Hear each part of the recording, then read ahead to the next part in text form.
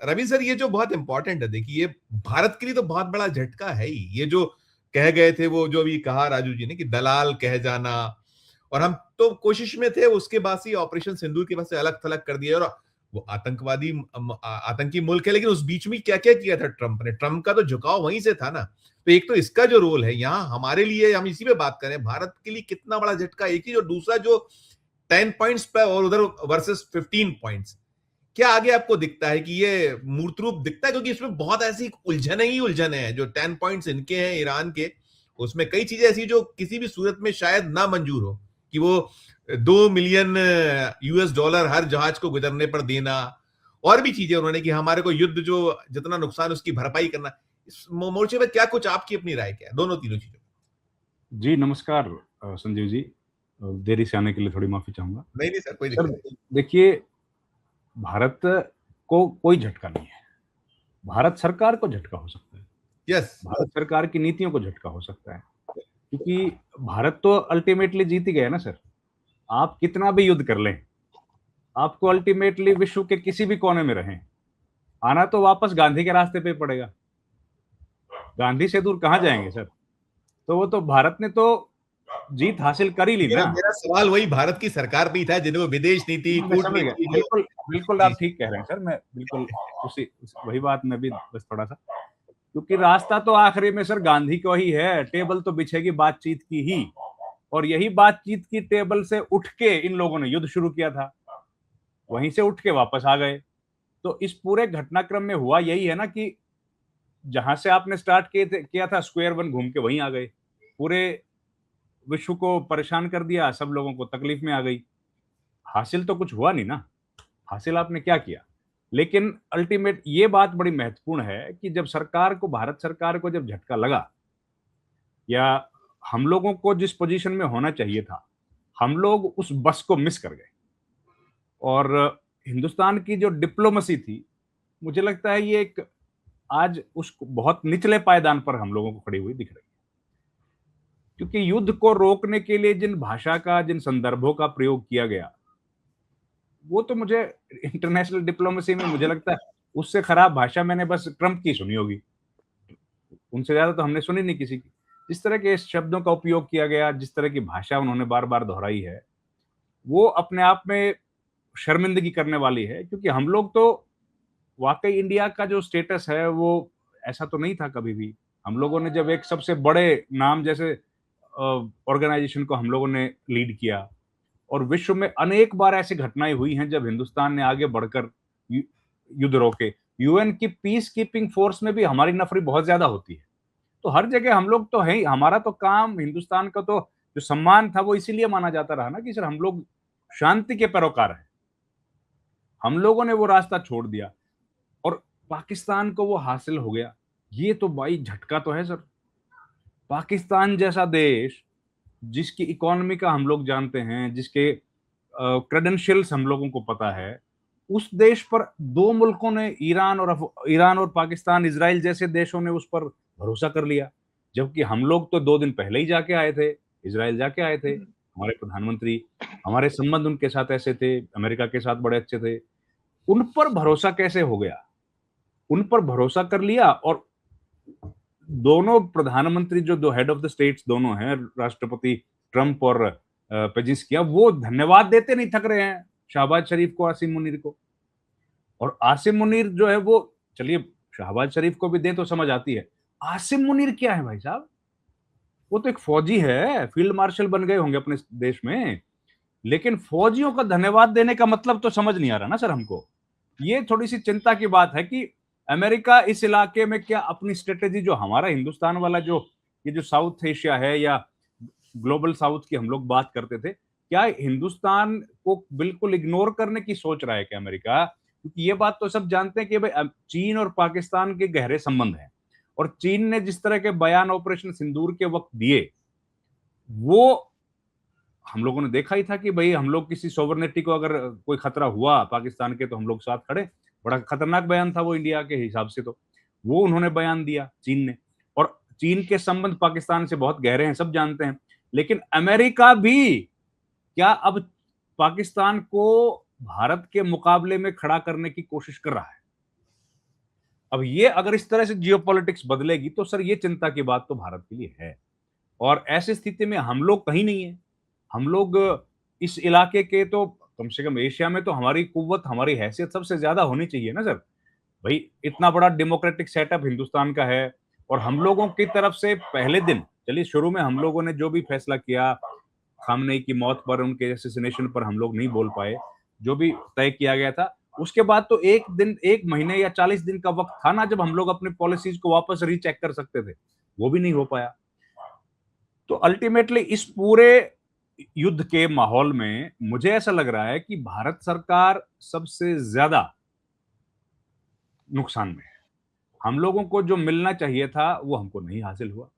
अब ये straight of Hormuz से अगर वहां पर वो टैक्स वैक्स लग गया, अब वो लग गया क्या, उसमें तो सबका फायदा ही फायदा है सर। भाई उसमें तो ट्रम्प तो कह कह रहे रहा हैं है कि कि ओमान ओमान और हम बांटेंगे, ओमान और हम बांटेंगे, ये भी नहीं क्या, नहीं, ट्रम्प कह रहा हम भी बांट लें, क्या दिक्कत आ रही है? हम भी बांट लें, वो भी तैयार है। तो वो तो दिक्कत क्या है सर? वो ट्रम्प कह रहा हम भी बांट लेंगे। जी लेकिन जी सर देखिए हमारे को, ये तो बात सही हो गई। अब देखिए इतने साल सैंक्शंस झेलने वाला मुल्क 79 से सैंक्शंस झेल रहा है, झेल रहा जब से है। रिवॉल्यूशन आई है। उस देश में इतनी ताकत कैसे आ गई सर? ये देखिए हम लोगों को और जर्नलिस्ट को भी, और हिंदुस्तान को तो एक आम आवाम का तो है ही है, लेकिन हम लोगों को भी भाई साहब आत्म अवलोकन करने की जरूरत है। हम लोग कितने अनभिज्ञ हैं। हम लोग अपने पड़ोसी, सर यहाँ दिल्ली में बैठा हूं, दिल्ली से तेहरान की दूरी 2500 किलोमीटर है। दुबई से और पहले पहुंचते हैं, दुबई से पहले फ्लाइट पहुंचता है, दुबई से पहले पहुंचता है। सर, और वो तो दिल्ली की है। हिंदुस्तान की दूरी तो मेरे ख्याल से दोनों के बीच में 1000-1200 किलोमीटर का ही फर्क होगा दोनों बाउंड्रीज के बीच में। और दिल्ली से चेन्नई जाऊंगा तो ज्यादा वक्त लगेगा मुझे। जी तो हम उन कंट्रीज के बारे में कितना कम जानते हैं, या फिर वो कंट्रीज अपने बारे में दुनिया को बता पाने में कितने असफल हुए। बस हम लोग दोनों उनके बारे में नहीं जानते, उनकी सॉफ्ट पावर को नहीं जानते, उनकी रेजिलियंस को नहीं जानते। उसके लिए उनको युद्ध करना पड़ा सर। और 1-1 करोड़, 2-2 करोड़ लोग रजिस्टर कर रहे हैं कि हम लोग शहादत के लिए तैयार बैठे हैं। 9 करोड़ की पॉपुलेशन है। इस मुल्क का जज्बा, फिर साइंस देखिए सर। मैं तो इतनी बातें अभी ईरान की सीखी हैं संजीव जी, हालांकि आप आज वो समय नहीं है हमारा बात करने का, लेकिन इतनी चीजें सीखी हैं कि भारत को तो बहुत ज्यादा सीखने की जरूरत है। जरूरत है, ठीक सर बात। महिलाओं का शिक्षा, हम लोगों के जहन में 90% लोगों का क्या है कि भाई ईरान है तो महिलाओं के लिए तो बड़ी तकलीफ होगी वहां पर। भाई साहब इस्लामिक वहां पर इस्लामिक इस्लामिक स्टेट है और वहां तो सिर्फ और सिर्फ जो कि बुरे हाल, बदतर हाँ हाल, और बुरा, सिर्फ क्योंकि हम हालत लोग और तो सर बुरखे से आगे जा ही नहीं पाए ना। अब जी हैरान, पूरा विश्व हैरान तब हो जाएगा जब उनको ये पता लगेगा कि अमेरिका के जहाजों को गिराने वाली महिलाएं थी। जी वो जो तकनीक बनाई थी वो महिलाओं ने बनाई थी। और साइंस की फील्ड में महिलाएं इतनी आगे हैं कि पुरुषों को बराबर का अधिकार देने के लिए वहां पर यूनिवर्सिटीज में सीट रिजर्व करनी पड़ती हैं। इतनी महिलाएं पढ़ती हैं। अब ये सर हमने तो बंद कर लिया ना दरवाजा, क्योंकि प्रोपेगेंडा के शिकार हो गए। और यही तो आत्मनिर्भरता है ना सर। वो ठीक है, और लेकिन इसका मतलब ये नहीं कि सब ठीक हो वहां पर। महिलाओं को बुर्का और ये सब तो है ही। मेरा वो थोड़ा थोड़ा महिलाएं ज्यादा खुश हो है रहा है, कि अपन नहीं है? अपन इस पे अलग चर्चा करेंगे, मुझे लगता है। आप करिए करिए, हाँ संचित अपन जोड़ थोड़ा के दिशा अपन बदल थोड़ा गए, अच्छा दिशा है। दिशा दिशा जी भटक गए। लेकिन चलिए, मेरा मुख्य बात यही थी कहने की सर। मैं यही बात कहना चाह रहा था कि भारत के लिए थोड़ा सा ये तकलीफ का समय है। लेकिन ये जो जिसने भी ये युद्ध रोका है, युद्ध रोकने वालों को तो देखिए सर धन्यवाद है ही, जिसने भी जी रोका। अगर चीन के सहमति से रुका है तो चीन ने किया होगा, पाकिस्तान ने किया होगा। और वैसे तो देखिए एग्जॉस्ट दोनों कंट्रीज भी हो गए होंगे, उनकी स्थिति भी कोई बहुत अच्छी नहीं होगी इतने समय के बाद। लेकिन जो मिडिल ईस्ट का संकट है ना सर, वो एक जी नया संकट यहां से पैदा हो रहा है। कि दुबई जो एक बड़ा सेफ एरिया माना जाता था, सऊदी अरब में उन्होंने एक नियोम नाम का शहर बनाया था, ये दुबई की तर्ज पर, अब उन इलाकों के लिए बड़ा संकट खड़ा हो गया। और ईरान इस इलाके में एक बहुत ताकतवर मुल्क के तौर पर देखा जाएगा। अब ईरान को इग्नोर करना और उनके ऊपर ये सैंक्शंस लगेंगे कि नहीं लगेंगे, इनको भी मुझे लगता है अमेरिका और दूसरे मुल्कों को रिविजिट करने की जरूरत पड़ेगी। जी सर। राइट राइट सर, मैं इकबाल जी बहुत इंतजार करना पड़ा, क्षमा चाहूंगा, लेकिन वो सिलसिला ऐसा था कि उसको नहीं तोड़ नहीं कोई सकता था बीच में। मैं तो दो तीन चीजें देखिए, एक तो जो हम वही जो भारतीय हमारी कूटनीति है, विदेश नीति है, एक्सपोज फिर है, हम लगातार इस पे बात कर रहे थे। और उधर जब हम बात करते हैं, देखिए पैसे चाहते थे, अभी कहा राजू जी ने कि बहुत सफाई से उन्होंने अपने आप को पाकिस्तान वो आगे करके और निकल गए।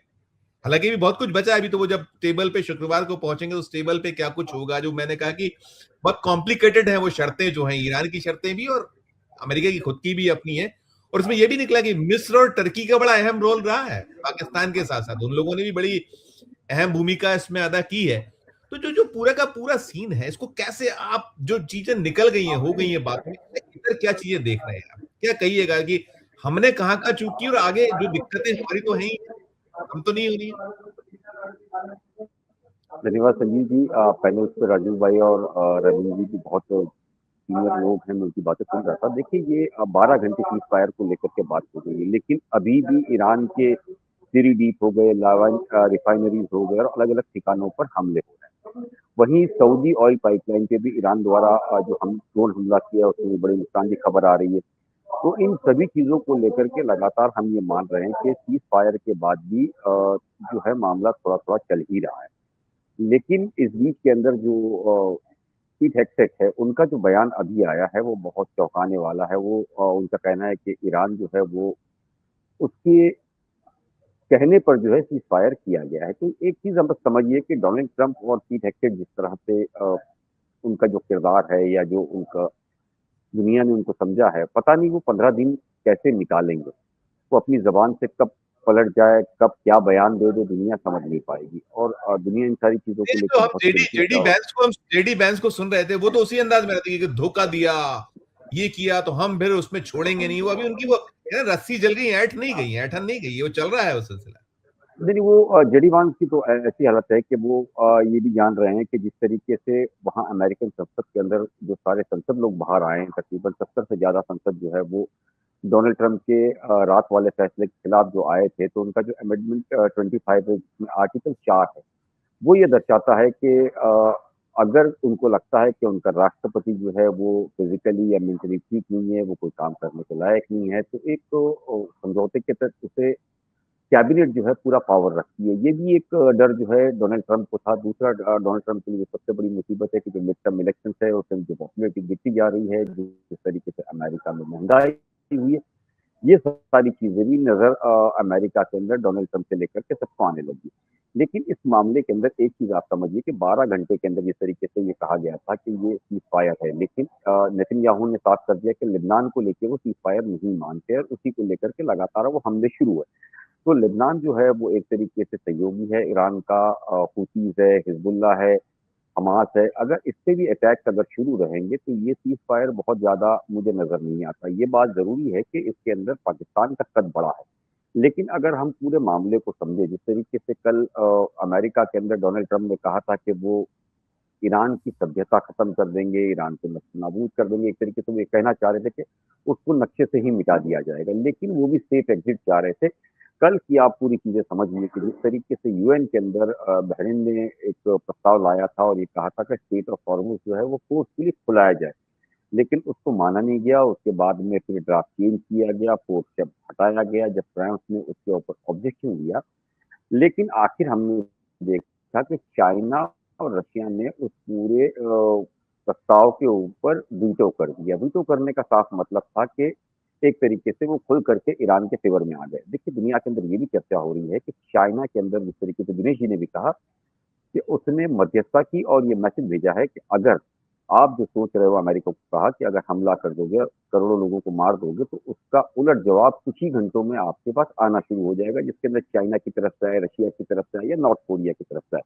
तो डोनाल्ड ट्रंप इतना बड़ा रिस्क नहीं ले सकते थे। वो जानते थे कि शुरुआत में जब वो अंदर आए थे तो एक रिजीम चेंज के नाम पर आए थे। उनको था कि शायद 3 दिन की जंग जो है उसके बाद या 4 दिन के अंदर वो खत्म हो जाएंगे। बाद में 3 हफ्ता हुआ, 6 हफ्ते हो गए, लेकिन ये जंग बेकाबू होती जा रही है। और ईरान ने साफ कर दिया था कल कि उसके पास अभी भी 15,000 मिसाइल बची हुई है, 45,000 ड्रोन बचे हुए, और अमेरिका की सैन्य शक्ति जो है वो धीरे धीरे खत्म होती जा रही है। दुनिया भले कुछ भी बोले, लेकिन मैं बोलता हूँ कि अमेरिका भले इस जंग से पीछे हटने की कोशिश करेगा, लेकिन इसराइल जो है वो अभी भी अपनी सैन्य ताकत बढ़ाएगा और मिडल ईस्ट के अंदर वो इस तरह के हमले जारी रखेगा, क्योंकि इसराइल का जो सपना है वो किसी तरीके से अभी भी ग्रेटर इसराइल का है। उसके झंडे के अंदर जो 2 लाइनें हैं, वो उसे पूरा करने के कोई भी कीमत और किसी भी हद तक जा सकता है। इसी को लेकर के बिल्कुल लगातार बिल्कुल वो बिल्कुल। लेबनान पे हमले जारी रखा है उन सारी चीजों को लेकर।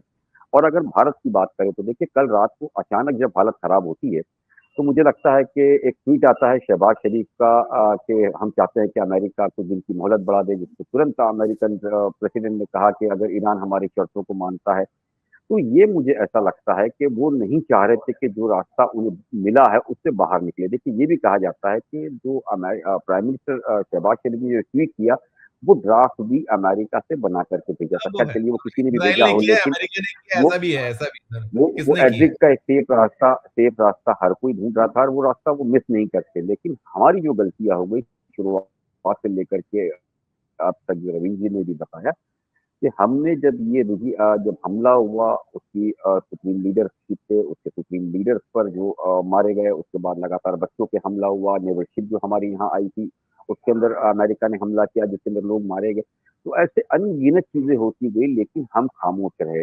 इन सारी चीजों को लेकर के अब जो है मुझे लगता है कि स्टेट ऑफ हॉर्मूज भले ही खुल जाए, लेकिन वो जो एक दरार रिश्तों की आई है उसकी थोड़ी सी कीमत हमें चुकानी पड़ेगी। हालांकि इस पूरे मामले के अंदर हमारे प्रधानमंत्री ने बातचीत जरूर करके ऑयल और गैस का जब मामला आया था तो बातचीत की है, लेकिन इस जंग के बाद अब थोड़ा-सा एक असर नज़र आएगा, क्योंकि हमारे जो रिश्ते हैं वो मिडल ईस्ट से ज़्यादा है, क्योंकि हम ये चाहते हैं कि हमारा 85% तेल जो है वो इम्पोर्ट होता है, तो हम रिश्ते ना बिगाड़े। डिफेंस पार्टनर हमारा इज़राइल है, हम उनसे रिश्ते ना बिगाड़े।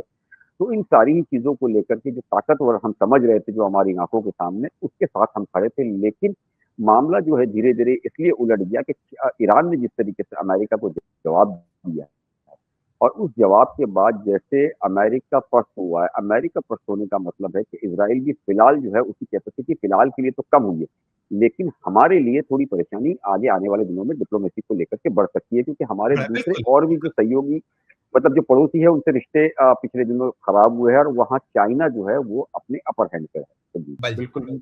पर ये जो है ना सर, ये बड़े परेशान करने वाली बात है कि हम लोग जानते हैं कि अमेरिका का सेना अध्यक्ष कौन है? हम लोग तो नहीं जानते। हम लोग जानते हैं ईरान का कौन है, इज़राइल का कौन है, क्योंकि सारे राष्ट्र अध्यक्ष बात कर रहे हैं ना। लेकिन हम लोग क्या लेजिटिमाइज़ कर रहे हैं आसिम मुनीर जैसे व्यक्ति को। और यस। आसिम मुनीर जो है वो ठीक है, सब जानते हैं कि भई सेना चलाती है वहाँ सरकार, लेकिन सेना चलाती है लेकिन तो भी मुखौटों के तौर पर तो आपको प्रधानमंत्री बनाना ही पड़ता है ना, और सब सरकारें तो उसी से बात करती हैं। लेकिन ये सीधे तौर पर आसिम मुनीर को इतना बड़ा कद देना, उस इतना बड़ा ब चीन के सेनापति को तो कभी नहीं कहा आपने। आपने रशिया के सेनापति का तो नाम कभी नहीं लिया, आपने किसी भी कंट्री का नहीं लिया। उनके राष्ट्रीय अध्यक्षों से बात करते हो, केवल एक ही ऐसा व्यक्ति पूरे देश में है जिसका नाम लेके आप ये कह रहे हो। ये this is not right thing. ये यस, आप उसको लेजिटिमाइज़ कर रहे हो, और पूरे जो आतंक की भी तो जननी पाकिस्तानी फौज ही है। जी, हुँ। जी। आप उसको क्या कह रहे हो? ये आतंक जो फैल रहा है कौन करा रहा है? एनीवेज़, तो ये थोड़ा-सा ये गड़बड़ है सर, उसका इस तरीके से भाव देना, वो परेशान करने वाला है। देखिए ये जो आज घटना हुई है ना, जो डेरेक ओब्रायन ने बाहर आके बोली, और उसके बाद जिस तरह का घटिया बेशर्मी से भरा हुआ ट्वीट किया है इलेक्शन कमीशन ऑफ इंडिया ने, यस, यस। ये हिंदुस्तान की राजनीति का सबसे काला अध्याय है। और उसके बाद अभी तक उस ट्वीट को डिलीट नहीं किया। हाँ, हाँ, बताओ। बहुत निर्लजता की पराकाष्ठा है रहा। निर्लजता की पराकाष्ठा है ये। आज तक इलेक्शन कमीशन से मिलने, उनके साथ सहमति, असहमति करके लौटने वाले हर पॉलिटिकल पार्टी के लोग हैं। ये पहले आदमी है क्या इलेक्शन कमिश्नर जिनसे कोई मिलने के लिए आया है? ठीक लेकिन बात। ये रवैया, ये तरीका बात करने का कि आप सांसदों को, ये डेमोक्रेटिक सेटअप में इन्हीं सांसदों की वजह से चुनकर आते हैं सीईसी। यस, इन्हीं के यस। लीडर जो है ना, इन्हीं के लीडर होते हैं प्रधानमंत्री, इन्हीं के लीडर होते हैं नेता प्रतिपक्ष जो के, और मंत्री जो आपको चुन के भेजते हैं। और उस पर इस तरह का टिप्पणी, इस तरह का व्यवहार, इतना ज्यादा पार्टीजन। देखिए सर, हमारी जो इलेक्शन कमीशन था, आज उसका शर्म सिर से झुक गया। और उसके बाद डेरेक ओब्रायन ने जो बातें कही, उन बातों का काउंटर करने के लिए भी चुनाव आयोग ने कोई प्रेस विज्ञप्ति तक जारी नहीं की। ये बहुत शर्मनाक है। अब इलेक्शन इलेक्शन एक बात बताइए, अब इस इलेक्शन में किसी को भरोसा रह गया है? बिल्कुल नहीं, बिल्कुल इस नहीं। चुनाव में बहुत किसी को भरोसा रह गया सर? बिल्कुल, बिल्कुल, बिल्कुल। जब इलेक्शन तो हो रहा है, ठीक है, होने दो। वो तो सर तृणमूल कांग्रेस के लोग हैं, तृणमूल कांग्रेस के नेता ऐसे ही हैं लड़ने वाले, वो लड़ रहे हैं। लेकिन नतीजा किसको नहीं पता इस चुनाव का? बिल्कुल, बिल्कुल, आप बिल्कुल। बताइए 90 ना लाख कि हो गया है, शायद 90 लाख वो वोटर वंचित होने वाले हैं। अरे जब सर आप 90 आप लाख वोटर वंचित हो गए, सारे अफसर अपने हिसाब से उन्होंने बदल दिए और उनकी जो शिकायतें हैं कोई सुन नहीं रहा है, कितने करोड़ों रुपए पकड़े जा रहे हैं वहां से। ये पूरा इलेक्शन में दिख क्या रहा है सर, आप बताइए ना, इस इलेक्शन बिल्कुल, में क्या बचा है? और ठीक औपचारिकताएं बची हैं वो पूरी हो रही हैं बस, ठीक बात, ठीक आप बात। किसी इकबाल की सर सुनवाई नहीं हो रही, बिल्कुल, इकबाल औपचारिकताएं सर हो क्या जाएंगी। जी, जी, जी एक अंतिम नोट पर छोटा-सा एक बिल्कुल 1 आध 2 लाइन की टिप्पणी है। सर ये तो देखो बिठाई उसी के लिए गया है 90 लाख 1 करोड़ तो मतलब ये नॉर्मल चीजें हैं मतलब वो मुझे लगता है कि जो कर रहे हैं ईमानदारी से काम कर रहे हैं आपकी हमारी तरह काम नहीं कर रहे हैं कि ईरान पे बात करते करते आसाम या कलकत्ता की बात करें वो ईमानदारी से जितना काम दिया है उसको पूरी तरीके से निभा रहे हैं चाहे वो बिहार हो महाराष्ट्र हो जितना भी आप देख लीजिए तो इससे शिकायत नहीं होनी चाहिए तो हम और आप जो है वो लगातार उस पर नाराजगी व्यक्त कर रहे हैं बिल्कुल, लेकिन आप उनसे पूछिए जिन्होंने उन्हें बिठाया है और जिस काम के लिए बिठाया उसमें कोई कमी है तो बताइए आप नहीं मुझे ठीक कहीं बात कर रहे उसमें तो हैं। कमी मुझे नजर तो नहीं आ रही इसी पे कि दुनिया अभी चिंतित है। दुनिया चिंतित है जो भी हम वॉर की बात करते कि ये जो अभी केवल हम टेम्पररी सीज 15 दिन 14 दिन का एक सीज फायर है और उसके बाद क्या होगा उस पे सबकी निगाह नजर है लेकिन हमारा मुल्क अलग दिशा में है बस वो पैनी नजर रख रहे हैं जी जी जी रविंद्र एक लाइन बस मैं ये कह रहा था सर कि कल परसों ना 12 तारीख को 2 दिन बाद ये खामेनेई साहब का 40वां दिन पूरा हो रहा है आज हो शायद। रहा है आज 40वां आज है 40वां आज है अच्छा 40वां तो शायद आज आज 12 तारीख को वहां पर शोक प्रस्ताव करेंगे हाँ दिल्ली में जो इनकी वो है एम्बेसी में, है ना?